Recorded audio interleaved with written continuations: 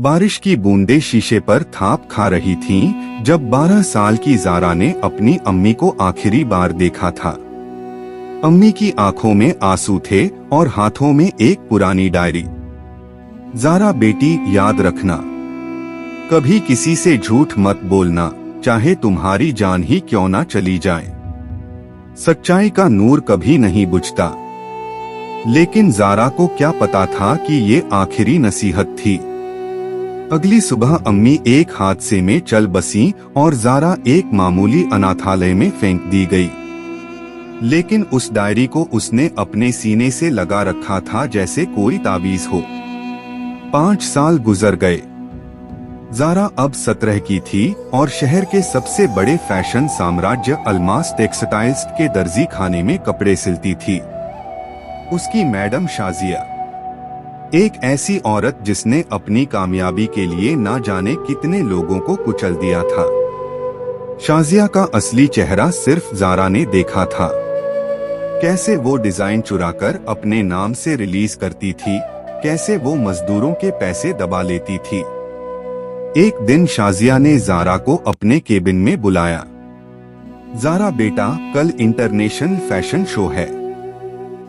मेरे पास एक डिजाइन है जो मैंने क्रिएट किया है। शाजिया ने एक स्केच दिखाया जो बिल्कुल वैसा ही था जैसा ज़ारा ने एक गरीब दर्जी खालिद चाचा को बनाते देखा था। ज़ारा का दिल जोर से धड़का।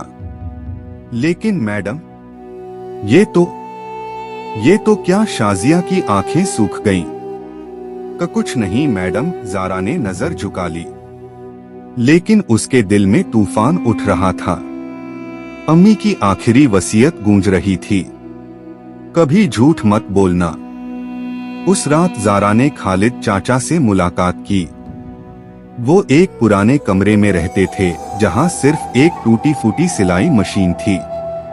उनकी आंखें कमजोर हो चुकी थीं, लेकिन उंगली में अब भी जादू था। चाचा, शाजिया मैडम आपका डिजाइन अपने नाम से दिखाने वाली हैं। खालिद चाचा ने हल्की सी मुस्कान दी। बेटा, मैंने ये शहर बहुत देखा है।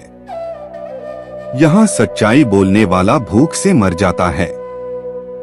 तू चुप रह, तेरे लिए बेहतर है। लेकिन ज़ारा ने फैसला कर लिया था। फैशन शो के दिन उसने एक खत लिखकर आयोजकों को भेजा जिसमें सारी सच्चाई लिखी थी।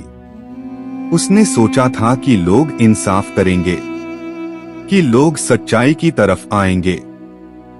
लेकिन जो हुआ वो बिल्कुल उल्टा था। शाजिया ने अपने पैसों और कनेक्शन की ताकत इस्तेमाल करते हुए सबूत मिटाए। उल्टा ज़ारा पर इल्जाम लगाया कि वो जलन में डिजाइन चोरी का झूठा इल्जाम लगा रही है। आयोजकों ने खालिद चाचा को आवारा दर्जी कहकर इनकार कर दिया। और सबसे बुरा, शाजिया ने ज़ारा को पुलिस में रिपोर्ट कर दिया कि वो कंपनी के सीक्रेट डिजाइन चुराकर बेचने की कोशिश कर रही थी। ज़ारा को जेल में डाल दिया गया। वहां अंधेरों में बैठी अपनी अम्मी की डायरी सीने से लगाए वो फूट फूट कर रो रही थी। अम्मी, आपने कहा था सच्चाई का नूर कभी नहीं बुझता, लेकिन यहाँ तो झूठ जीत गया।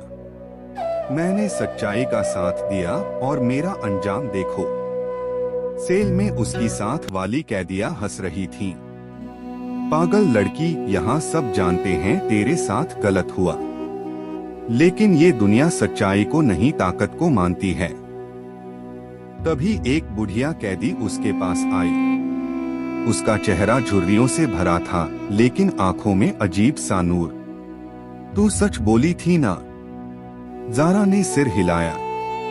और अब मैं हार गई हूँ, ज़ारा की आवाज टूट रही थी। बुढ़िया ने मुस्कुराकर कहा, हार वो होती है जब तू अपना ईमान छोड़ दे। तेरी सच्चाई का इम्तिहान अभी खत्म नहीं हुआ। बुढ़िया ने अपनी जेब से एक पुराना सिक्का निकाला। उस पर अजीब सा निशान था। ये रख, जब तेरे सब्र की आखिरी हद आ जाए, जब तुझे लगे कि अब सब कुछ खत्म हो गया है, तब इसे जमीन पर फेंक देना। तेरी सच्चाई का दरवाजा खुल जाएगा। जारा हैरान रह गई लेकिन सिक्का रख लिया। अगली सुबह कोर्ट में सुनवाई थी। शाजिया अपने महंगे वकील के साथ आई और उसने ऐसे सबूत पेश किए कि जज तक यकीन कर गए कि जारा चोर है। जारा के पास कोई वकील नहीं था, कोई गवाह नहीं था।